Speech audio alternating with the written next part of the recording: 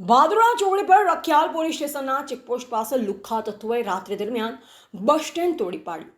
શું પોલીસ ઘોર નિંદ્રામાં હશે? ગાંધીનગર જિલ્લાના દહેગામ તાલુકાના રખિયાલ ગામ પંચાયતની હદ વિસ્તારમાં રાત્રિ સમયે ભાદરણા ચોકડી જોડે રખિયાલ પોલીસ સ્ટેશનના ચેકપોસ્ટ જોડે ધારાસભ્યની ગ્રાન્ટમાંથી બનેલ બસ સ્ટેન્ડ કોની હિંમત મંજૂરીથી તૂટ્યું? ટીડીઓ, સરપંચ કે પીડબ્લ્યુડી કે પછી સ્ટેટ હાઈવે કે પછી રખિયાલ પોલીસ પોઈન્ટના રાત્રિ ડ્યુટી પોલીસની? જો કે રાત્રિ દરમિયાન ત્યાં જ રખિયાલ પોલીસ સ્ટેશનનો પોઈન્ટ મૂકવામાં આવે છે, તો પછી આ ઘટના ઘટી ત્યારે રખિયાલ પોલીસ ઊંઘમાં હતી કે પછી રખિયાલ પોલીસને આ ઘટનાની જાણ પહેલેથી જ હતી? તે જનતામાં એક શંકા જતાવી રહી છે।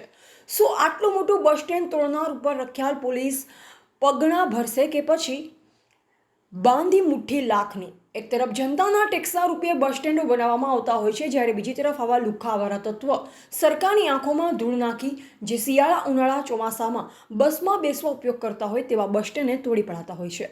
રખિયાલ પોલીસની આંખોમાં ધૂળ નાખી આ બસ સ્ટેન્ડ કોણે તોડ્યું, કોણે તોડાવ્યું, કોની રહેમ નજર હેઠળ તોડ્યું, કોણે જેસીબીથી તોડ્યું? આ બસ સ્ટેન્ડ તોડનાર ઉપર કાયદેસર કાર્યવાહી કરી સરકારની સંપત્તિને નુકસાન કરવા બાબત યોગ્ય પગલાં લેવામાં આવશે ખરા?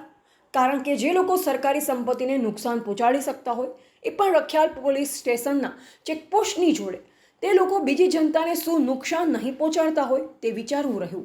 હવે જોવું રહ્યું કે રખિયાલ પોલીસ કે રખિયાલ ગ્રામ પંચાયત કોઈ પગલાં લેશે ખરા? કારણ કે આ તો હવે રખિયાલ પોલીસની ઇજ્જત ઉપર સવાલ ઊભો થયો છે। તમારું નામ શું? રમણભાઈ, ગામ રખિયાલ।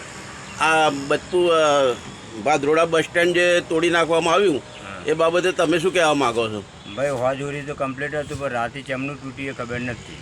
કોણે તોડ્યું એ ખબર છે? એ જીસીબી વાળો આવ્યો હતો।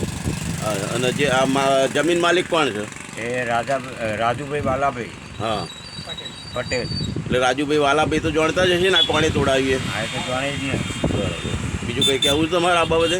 બસ આ સરકારી મિલકતનું નુકસાન થયું તમને ખ્યાલ આવે છે? હા, સરકારી નુકસાન થયું એને તો અમને ખબર આવી। હા। રિપોર્ટર દિનેશ ચંદ્ર શાહ, બોધિક ભારત, દહેગામ।